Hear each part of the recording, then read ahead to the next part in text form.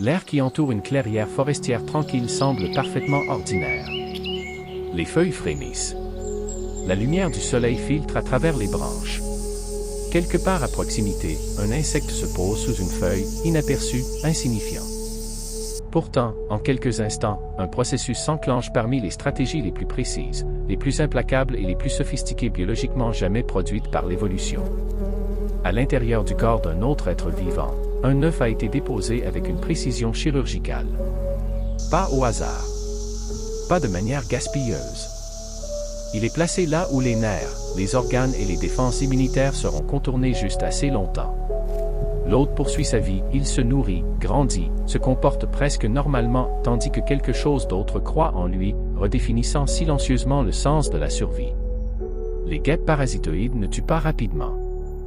Elles ne chassent pas pour se nourrir comme le font les prédateurs. Elles ne se contentent pas d'infecter comme les parasites. Elles occupent plutôt un espace biologique qui semble violer nos catégories familières. Leur cycle de vie dépend du maintien en vie d'un autre organisme, souvent pendant des jours ou des semaines, jusqu'à ce qu'il ne soit plus nécessaire. Dans les forêts, les champs et même les jardins urbains, cette interaction se produit des milliards de fois chaque année. Chenilles, larves de coléoptères, pucerons, araignées et mouches deviennent des incubateurs vivants. Certains hôtes sont chimiquement manipulés pour empêcher leur mue. D'autres sont amenés à protéger les larves de guêpes qui les dévorent de l'intérieur. Dans quelques cas, le système nerveux de l'hôte reste fonctionnel jusqu'à la toute fin, lui permettant de bouger et de réagir tandis que ses organes internes sont méthodiquement démantelés. Ce n'est pas un accident évolutif. Ce n'est pas une cruauté excessive. C'est une stratégie affinée depuis plus de 200 millions d'années, ayant produit plus de 100 000 espèces décrites, chacune avec ses propres règles, cibles et outils biologiques.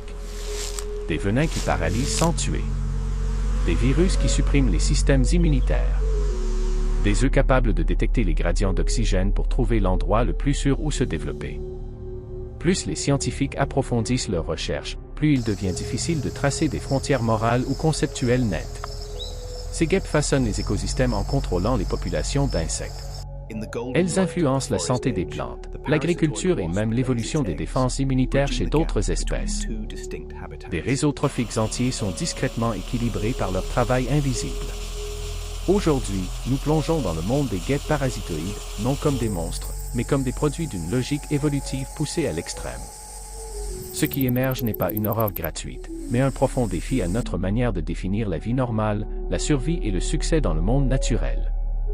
Car une fois que l'on comprend comment les guêpes parasitoïdes vivent, se reproduisent et manipulent d'autres organismes, une chose devient impossible à ignorer, rien chez elles ne s'inscrit confortablement dans nos attentes biologiques, et ce malaise est précisément l'endroit où la science devient la plus révélatrice. La frontière entre parasites et prédateurs paraît claire dans le langage humain. L'un se nourrit sans tuer immédiatement. L'autre tue pour se nourrir. Ces définitions apportent du confort, de l'ordre et des catégories qui rendent le monde naturel compréhensible. Mais les guêpes parasitoïdes existent précisément là où ces frontières s'effondrent. Contrairement aux parasites qui dépendent d'une coexistence à long terme avec leurs hôtes, les guêpes parasitoïdes ont besoin de la mort pour achever leur cycle de vie. Et contrairement aux prédateurs, elles ne tuent pas immédiatement. Leur stratégie de survie repose sur une fenêtre étroite durant laquelle l'hôte doit rester vivant, fonctionnel et souvent mobile, assez longtemps pour que la descendance de la guêpe se développe en sécurité. Ce compromis évolutif n'est ni vague ni accidentel. Il est d'une précision implacable. Les preuves fossiles situent l'émergence du comportement parasitoïde profondément dans l'ère mésozoïque, parallèlement à la diversification des plantes à fleurs et des insectes. À mesure que les populations d'insectes explosaient, la compétition augmentait. Pour certaines lignées de guêpes, la chasse externe devenait inefficace. La survie des larves était faible. Les œufs pondus à découvert étaient mangés ou mouraient de faim. L'évolution a favorisé les individus capables de placer leur progéniture dans un endroit protégé, riche en nutriments et déjà vivant. La solution fut radicale, transformer un autre organisme en environnement. Ce changement exigeait bien plus qu'une modification du comportement. Il nécessitait une refonte complète de la physiologie. Les ovipositeurs sont devenus des outils allongés et flexibles capables de percer l'écorce, le sol ou les tissus vivants. Les systèmes sensoriels ont évolué pour détecter vibrations, signatures chimiques et même les mouvements internes de larves cachées. Ce qui ressemble à de la cruauté de l'extérieur est, biologiquement, un problème d'optimisation résolu encore et encore. Le résultat n'est pas une seule stratégie, mais des milliers. Certaines espèces se spécialisent dans des hôtes très jeunes, d'autres dans des larves tardives. Certaines attaquent les œufs avant même l'éclosion de l'hôte. D'autres attendent que la cible soit presque adulte. Chaque approche reflète un compromis entre sécurité, rapidité et qualité des ressources. Fait crucial, les guêpes parasitoïdes n'ont pas évolué pour tuer lentement les hôtes. Elles ont évolué pour contrôler le timing. Tuer trop tôt affame les larves en développement. Tuer trop tard les expose aux prédateurs ou aux défenses immunitaires. La sélection naturelle favorise une précision mesurée en heures, parfois en minutes. Cet espace évolutif, entre se nourrir et tuer, crée des pressions inconnues des seuls prédateurs ou parasites. Les larves parasitoïdes doivent naviguer dans des tissus vivants, évitant les organes vitaux jusqu'aux stades finaux. Les hôtes, en retour, développent des réponses immunitaires spécifiquement conçues pour encapsuler ou empoisonner les œufs de guêpes. Cette course aux armements a stimulé des innovations des deux côtés, façonnant simultanément l'immunité des insectes et les contre-mesures des guêpes. Certaines guêpes injectent non seulement des œufs, mais aussi des cocktails chimiques qui suppriment les réactions immunitaires. D'autres introduisent des virus symbiotiques qui modifient l'expression génétique de l'hôte. Il ne s'agit pas d'infections externes, ce sont des outils hérités, transmis avec l'ADN de la guêpe elle-même. D'un point de vue évolutif, les guêpes parasitoïdes ne sont pas des aberrations. Ce sont des solutions, et des solutions efficaces. Leur diversité rivalise avec celle des coléoptères. Leur taux de survie, une fois l'hôte sécurisé, est remarquablement élevé. Et leur influence se propage, contrôlant les populations d'herbivores et stabilisant les écosystèmes. Le malaise qu'elles provoquent ne vient pas de leur rareté, mais de leur clarté. Les guêpes parasitoïdes révèlent à quel point l'évolution privilégie les résultats plutôt que les intentions. La survie n'est pas douce. Elle est efficace. Et parfois, cette efficacité occupe l'espace étroit et troublant entre la vie et la mort. L'acte qui définit la vie d'une guêpe parasitoïde commence bien avant tout contact. Trouver un hôte n'est pas une question de hasard ou d'abondance. C'est un problème de spécificité. La plupart des espèces parasitoïdes ne peuvent se reproduire qu'à l'intérieur d'une gamme très étroite d'hôtes, parfois une seule espèce, parfois un seul stade de développement. Un œuf pondu dans un mauvais corps, ou au mauvais moment, n'est pas simplement perdu, il est fatal à la descendance. Dans une végétation dense ou des galeries souterraines, la vision est souvent inutile. Les guêpes parasitoïdes s'appuient alors sur un monde sensoriel stratifié, façonné par l'évolution. Les traces chimiques laissées par les insectes en train de se nourrir les guident à travers forêts et champs. Les faibles vibrations produites par les larves qui mastiquent se propagent dans les tissus végétaux et sont détectées par des récepteurs spécialisés situés sur les pattes et les antennes de la guêpe. Certaines espèces peuvent distinguer un hôte déjà parasité d'un hôte intact, en percevant des marqueurs chimiques subtils laissés par des guêpes précédentes. Pour les espèces qui attaquent des hôtes dissimulés, la précision atteint des niveaux extraordinaires. Certaines sont de l'écorce des arbres ou le sol à l'aide de vipositeurs plus longs que leur propre corps, tapotant rythmiquement jusqu'à ce que des mouvements internes confirment la présence d'une larve. D'autres détectent les gradients de dioxyde de carbone produits par la respiration, leur permettant de localiser des hôtes enfouis à plusieurs centimètres sous la surface. Mais trouver un hôte n'est que la moitié du défi. Choisir le moment d'agir est tout aussi crucial. Un hôte trop jeune peut ne pas fournir suffisamment de nutriments. Un hôte trop âgé peut bientôt se nymphoser ou développer des défenses rendant la survie impossible.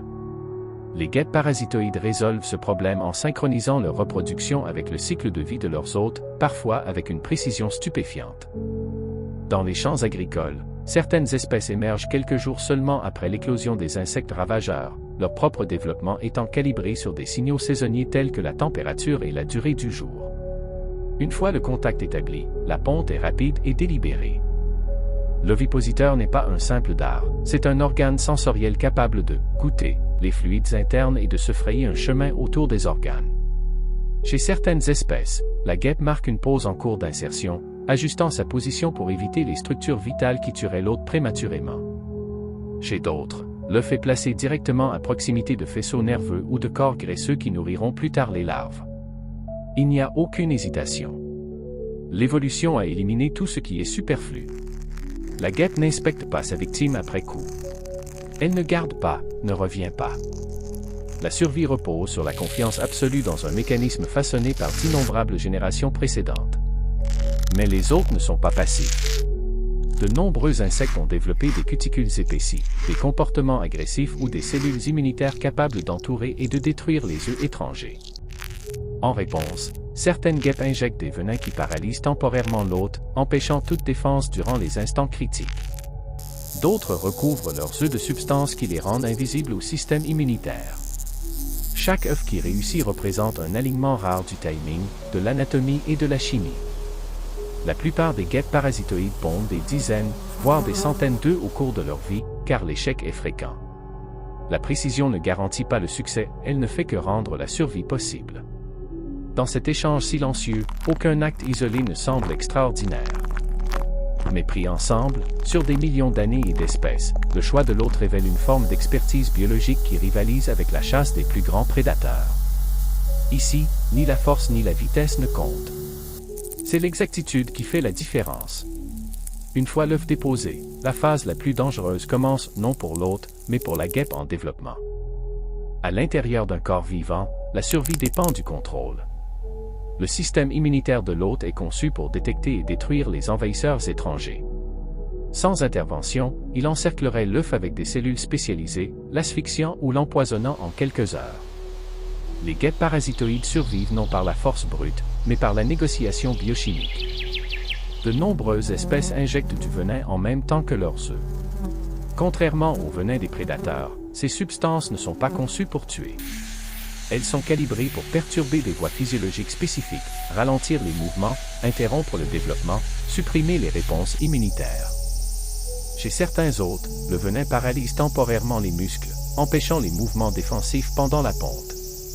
Chez d'autres, il modifie les niveaux hormonaux, figeant l'hôte à un stade précis afin qu'il ne mue pas ou ne se transforme pas avant que les larves soient prêtes. Mais le venin ne suffit souvent pas. Certaines guêpes parasitoïdes transportent des virus, des polydnavirus, qui n'existent nulle part ailleurs dans la nature. Ces virus ne se répliquent pas de manière indépendante. Ils ne sont produits que dans les tissus reproducteurs de la guêpe et sont injectés dans l'hôte lors de la ponte. Une fois à l'intérieur, ils pénètrent dans les cellules de l'hôte et modifient l'expression génétique, réécrivant littéralement les réponses immunitaires de l'intérieur. Les cellules qui attaqueraient normalement l'œuf sont reprogrammées pour l'ignorer. Les voies métaboliques sont détournées, redirigeant les nutriments vers les tissus que les larves consommeront plus tard. Cette relation n'est pas accidentelle. L'ADN viral est intégré de manière permanente au génome de la guêpe. Chaque génération hérite non seulement de la capacité de pondre des œufs, mais aussi d'un arsenal moléculaire complet conçu pour neutraliser les défenses d'un autre organisme. C'est l'un des exemples les plus frappants de la manière dont l'évolution brouille la frontière entre organismes et armes. Lorsque les larves éclosent, elles ne se nourrissent pas de manière indiscriminée. Les premiers stades évitent les organes vitaux, consommant d'abord les tissus graisseux et non essentiels. Il ne s'agit pas de retenue morale, mais d'une nécessité développementale. Tuer l'hôte trop tôt ferait s'effondrer l'environnement dont les larves dépendent. La croissance est rythmée, synchronisée avec la survie continue de l'hôte. Pendant ce temps, l'hôte se comporte presque normalement. Il se nourrit. Il réagit aux stimuli. Dans de nombreux cas, il devient même plus gros qu'il ne l'aurait été autrement, sa physiologie modifiée servant désormais les besoins de quelque chose d'autre. De l'extérieur, rien ne semble anormal. Cet équilibre interne est fragile. Si l'hôte déclenche une réponse immunitaire tardive, les larves peuvent être encapsulées et mourir. Si le stress environnemental affaiblit l'hôte, le développement peut échouer. Le succès parasitoïde n'est jamais garanti. Il résulte d'interactions finement réglées qui peuvent se désagréger à la moindre variation. Ce qui émerge de ce processus n'est pas le chaos, mais le contrôle obtenu chimiquement, invisiblement et temporairement. L'hôte n'est ni pleinement vivant dans son autonomie, ni mort. Il existe dans un état que l'évolution a précisément façonné parce qu'il fonctionne. Ici, la survie ne repose pas sur la domination d'un ennemi. Elle repose sur la gestion d'un système vivant de l'intérieur, suffisamment longtemps pour achever un cycle de vie dépendant du souffle continu d'un autre. Dans certains cas, le contrôle dépasse la chimie pour atteindre le comportement. L'hôte ne reste pas simplement en vie, il devient utile. À mesure que les larves parasitoïdes grandissent, leurs besoins changent. La protection devient plus importante que la dissimulation. À ce stade, tuer l'hôte exposerait les guêpes en développement aux prédateurs et aux stress environnementaux. L'évolution a donc produit une solution à la fois subtile et profondément dérangeante, l'hôte est modifié, mais pas détruit. Certaines chenilles parasitées par des guêpes braconides continuent à se nourrir normalement pendant que les larves se développent en elles. Lorsque celles-ci sont prêtes à émerger, elles percent la paroi du corps et tissent des cocons à proximité. La chenille ne fuit pas. Elle ne reprend pas son alimentation. Elle reste au-dessus des cocons, se débattant violemment contre les prédateurs qui approchent. Son corps est affaibli, son avenir inexistant, mais ses réflexes défensifs persistent désormais au service d'un autre organisme. Ce comportement n'est pas volontaire. Des signaux chimiques libérés par les larves interfèrent avec le système nerveux de l'hôte, préservant sélectivement le mouvement tout en supprimant l'alimentation et les réponses de fuite. La chenille devient un bouclier vivant, protégeant la génération suivante jusqu'à sa mort. Dans d'autres systèmes, la manipulation est plus discrète mais tout aussi précise. Certaines guêpes modifient la réponse de l'hôte à la lumière ou à la gravité, le guidant vers des endroits protégés avant l'émergence. D'autres perturbent les hormones de mue, empêchant l'hôte de se transformer en un stade de vie qui tuerait les larves. Le corps de l'hôte suit des instructions pour lesquelles il n'a jamais évolué, exécutant un programme écrit par une autre espèce. Ces changements ne nécessitent ni conscience ni perception. Les insectes fonctionnent à l'aide de circuits neuronaux et de boucles hormonales. Les guêpes parasitoïdes exploitent cette architecture, ciblant des nuclés ou de petites modifications chimiques produisent de grands effets comportementaux. Du point de vue évolutif, il ne s'agit pas de contrôle mental, mais de modification de circuits. Le système immunitaire, le système nerveux et le métabolisme de l'hôte sont tous contraints par des compromis façonnés sur des millions d'années. Une défense absolue est trop coûteuse. Une flexibilité totale est impossible. Les guêpes parasitoïdes survivent en trouvant les espaces étroits où l'intervention fonctionne. Ce qui rend ces interactions remarquables n'est pas leur cruauté, mais leur constance. Chez des lignées de guêpes non apparentées, des stratégies similaires évoluent encore et encore. Cette convergence suggère une forte pression de sélection favorisant la manipulation de l'hôte comme avantage de survie. Lorsque les larves qui induisent un comportement protecteur survivent mieux, ces traits persistent. Mais même cette stratégie a ses limites. Les hôtes manipulés sont vulnérables aux changements environnementaux. Les variations de température peuvent perturber les signaux chimiques. Les prédateurs peuvent apprendre à éviter les cocons gardés. Les hôtes évoluent des contre-mesures, réduisant leur sensibilité ou modifiant leur calendrier de développement. L'équilibre ne se stabilise jamais. De l'extérieur, ces interactions sont presque invisibles. Une chenille qui grignote une feuille, une grappe de cocon pâle, un bref sursaut de mouvement. Rien n'annonce le transfert de contrôle. Mais sous la surface, l'évolution a produit un système où un organisme réécrit temporairement la fonction d'un autre. Ce n'est pas une domination au sens humain. C'est une dépendance, affinée jusqu'au point où la survie exige qu'une autre vie se poursuive juste assez longtemps. Et dans cette fenêtre étroite, l'idée familière de l'organisme individuel commence à se dissoudre, remplacée par quelque chose de plus complexe, un processus biologique partagé, propulsé par la sélection naturelle, indifférent au corps qui le porte ensuite. Les guêpes parasitoïdes attirent rarement l'attention, mais leur effet cumulatif façonne des écosystèmes entiers. Leur influence n'est pas spectaculaire comme celle des grands prédateurs, mais elle est persistante, diffuse et mathématiquement profonde. Partout où les insectes existent en grand nombre, les parasitoïdes régulent silencieusement qui survit assez longtemps pour se reproduire. Dans les forêts, les guêpes parasitoïdes réduisent les pullulations de chenilles défoliatrices qui pourraient autrement ravager les arbres. Dans les prairies et les zones humides, elles suppriment les populations de mouches, de coléoptères et de pucerons, empêchant une seule espèce de dominer le système. Ces interactions n'éliminent pas les autres, elles les éclaircissent, redistribuant la survie entre les générations. Le résultat n'est pas l'absence, mais l'équilibre. Cet équilibre émerge sans coordination. Chaque guêpe agit uniquement pour sa propre reproduction. Pourtant, collectivement, leur pression sélective modifie la trajectoire évolutive de lignées entières d'insectes. Les hôtes qui se développent trop lentement deviennent des cibles faciles. Ceux qui se reproduisent trop rapidement épuisent les ressources. Avec le temps, les histoires de vie évoluent en réponse à la pression parasitoïde, favorisant des traits qui raccourcissent les stades vulnérables ou renforcent les défenses immunitaires. Les systèmes agricoles révèlent cette dynamique avec une clarté particulière.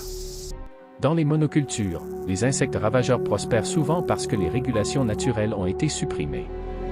Lorsque les guêpes parasitoïdes sont réintroduites, parfois intentionnellement, les effets peuvent être spectaculaires.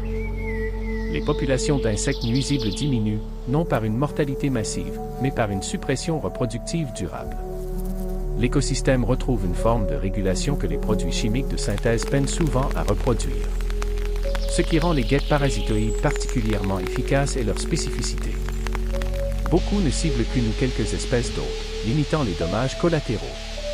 Cette précision reflète leur histoire évolutive.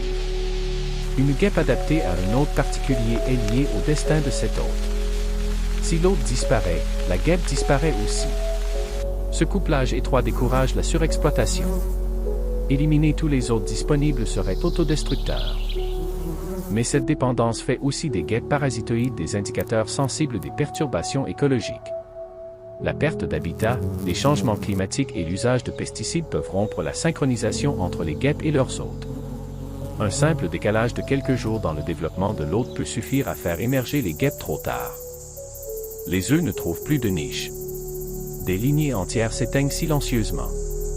Malgré leur importance, les guêpes parasitoïdes sont souvent négligées dans les efforts de conservation. Elles n'ont ni la visibilité des pollinisateurs ni le charisme des vertébrés. Pourtant, leur absence se ferait sentir indirectement et inexorablement, à travers des cascades de changements dans les populations d'insectes et la santé des plantes. En termes évolutifs, les guêpes parasitoïdes occupent un rôle stabilisateur non parce qu'elles le cherchent, mais parce que la sélection naturelle favorise les systèmes qui persistent. Leur stratégie, létale mais différée, précise mais limitée, s'intègre aux écosystèmes sans les faire s'effondrer. Elle nous rappelle que la survie ne dépend pas toujours de la domination. Parfois, elle dépend d'une retenue inscrite dans la biologie elle-même. Et parfois, les organismes les plus importants sont ceux que presque personne ne voit, œuvrant silencieusement dans les marges étroites qui empêchent les systèmes vivants de basculer trop loin dans une direction ou l'autre. Il est tentant de voir les guêpes parasitoïdes comme un point final de l'évolution, comme si la biologie avait poussé ses logiques jusqu'à une extrémité morale ou fonctionnelle, puis s'était arrêtée là. Mais plus les scientifiques approfondissent leurs recherches, plus ces insectes révèlent non pas des réponses, mais des frontières, des zones où l'évolution approche ses limites sans jamais résoudre pleinement les tensions qu'elle crée. Les stratégies parasitoïdes ne fonctionnent que parce qu'elles sont étroites. Chacune dépend d'un timing précis, d'environnement stable et d'une biologie haute prévisible. Lorsque l'une de ces conditions change, le système commence à se désagréger. Le changement climatique modifie les signaux saisonniers. L'urbanisation fragmente les habitats. Les produits agricoles perturbent la communication chimique sur laquelle les guêpes parasitoïdes s'appuient pour localiser leurs hôtes. La spécialisation même qui les rend si efficaces les rend aussi fragiles.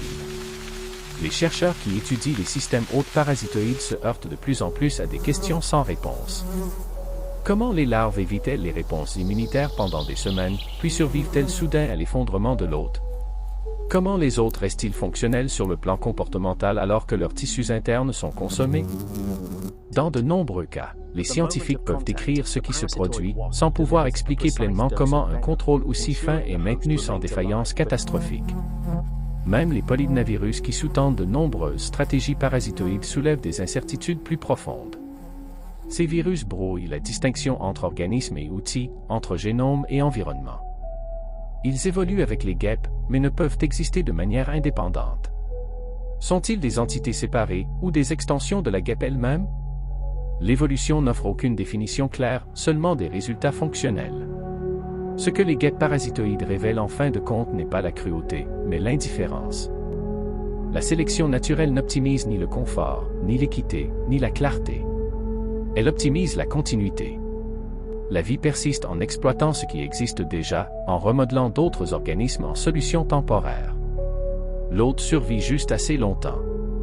Les larves se développent juste assez. L'équilibre tient jusqu'à ce qu'il cède.